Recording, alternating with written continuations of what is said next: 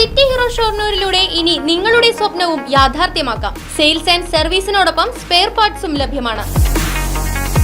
സന്ദർശിക്കൂ ഹീറോയുടെ ഓതറൈസ്ഡ് ഷോറൂമായ city mobiles, bypass road, Shoranur.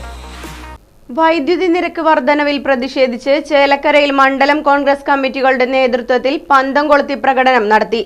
KPCCയുടെ സംസ്ഥാന വ്യാപക പ്രതിഷേധത്തിന്റെ ഭാഗമായാണ് ചേലക്കരയിലും പ്രകടനം നടത്തിയത്.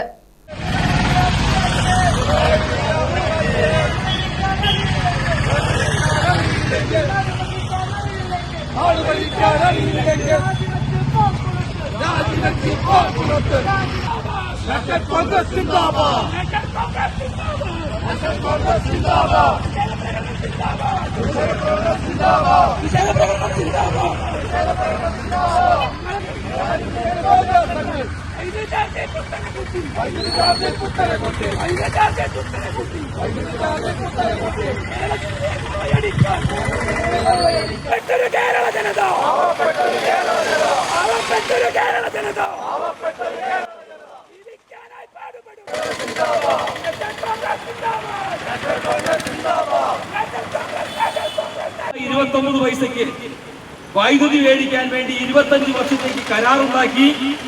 ആ കരാറ് പ്രകാരം വൈദ്യുതി വാങ്ങുകയും അന്ന് വൈദ്യുതി ബോർഡിന് ലാഭത്തിലാക്കുകയും ചെയ്തതിനു ശേഷം പിണറായി വിജയന്റെ ഗവൺമെന്റ് അധികാരത്തിൽ വന്നതിന് ശേഷം ആ കരാർ റദ്ദാക്കിക്കൊണ്ട് 6 രൂപ മുതൽ 12 രൂപ വരെ യൂണിറ്റിന് വൈദ്യുതി ചാർജ് മേടിക്കുന്ന ഒരു കാലഘട്ടത്തിലേക്ക് ഈ കേരളത്തെ തള്ളിവിട്ടു. അതുകൊണ്ടാണ് സ്വാഭാവികമായിട്ടും ഇന്ന് വൈദ്യുതി ബോർഡിന് ഇത്ര നഷ്ടമുണ്ടായത്.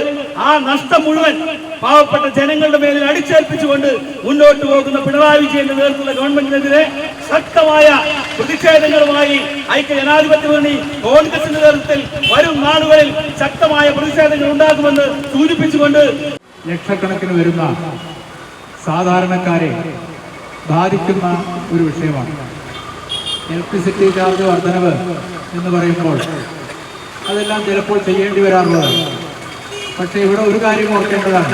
ഇവിടെ നേരത്തെ ശ്രീ ഷാജി സൂചിപ്പിച്ചതുപോലെ 2011 മുതൽ 16 വരെയുള്ള കാലഘട്ടത്തിൽ ശ്രീ ഉമ്മൻചാണ്ടി കേരളത്തിൻ്റെ മുഖ്യമന്ത്രിയായിരിക്കുന്ന സമയത്ത് നിരവധി ഇളവുകൾ സാധാരണക്കാരായിട്ടുള്ള ഇലക്ട്രിസിറ്റി ഉപഭോക്താക്കൾക്ക്, കർഷകർക്കടക്കം ആനുകൂല്യം സൗജന്യമായി ലഭിച്ചിരുന്നതാണ്. അന്ന് ഇവിടെ നേരത്തെ പറഞ്ഞതുപോലെ നമുക്ക് ഇവിടെ ഉൽപ്പാദിപ്പിക്കുന്ന വൈദ്യുതിക്ക് പുറമേ നിന്ന് വാങ്ങുന്ന വൈദ്യുതിക്ക് വളരെ മിതമായ നിരക്കിലുള്ള ഒരു ചാർജ് നിശ്ചയിച്ചിട്ടാണ് ശ്രീ ഉമ്മൻചാണ്ടിയുടെ ഗവൺമെൻറ് അങ്ങനെ ചെയ്തു വന്നിരുന്നത്. ആ എഗ്രിമെൻ്റ് പ്രകാരം 29-30 വർഷത്തേക്കുള്ള എഗ്രിമെൻ്റാണ് ഉണ്ടാക്കിയിരുന്നത്. പക്ഷേ 2016 അധികാരത്തിൽ വന്നിട്ടുള്ള പിണറായി വിജയൻ്റെ ഗവൺമെൻറ് ആ എഗ്രിമെൻ്റ് ക്യാൻസൽ ചെയ്യുവാൻ വേണ്ടിയിട്ടുള്ള നിരന്തരമായിട്ടുള്ള പ്രവർത്തനമാണ് ചെയ്തു വന്നിരുന്നത്.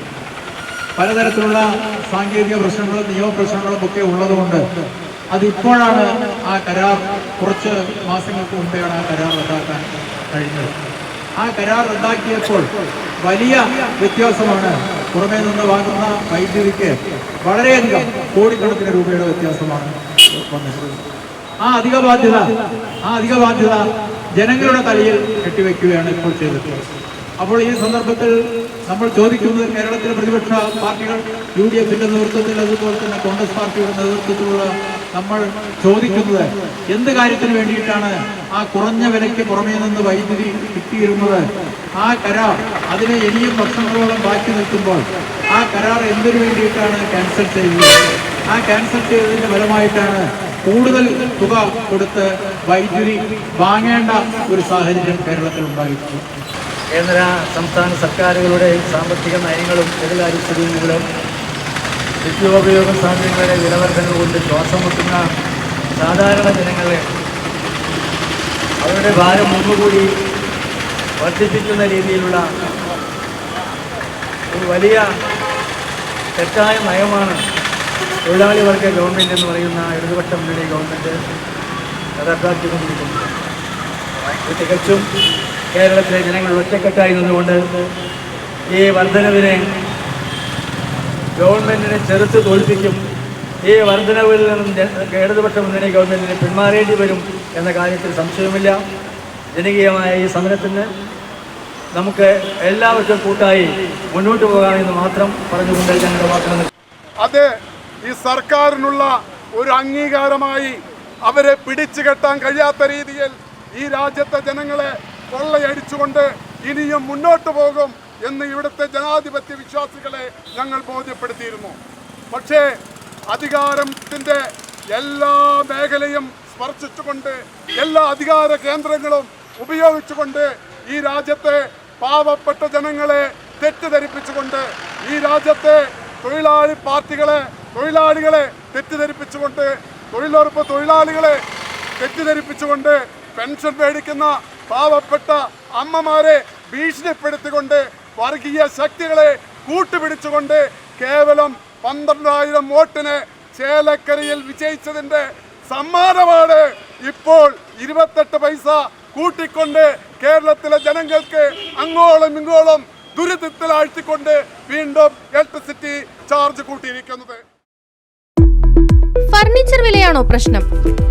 പകുതി വിലയ്ക്ക് ഫർണിച്ചറുകൾ സ്വന്തമാക്കാൻ ഒരു അവസരം, അതും EMI സൗകര്യത്തോടു കൂടി. ദുബായ് ഫർണിച്ചർ, ബസ് സ്റ്റാൻഡിന് സമീപം, ഓട്ടുപാറ, വടക്കാഞ്ചേരി.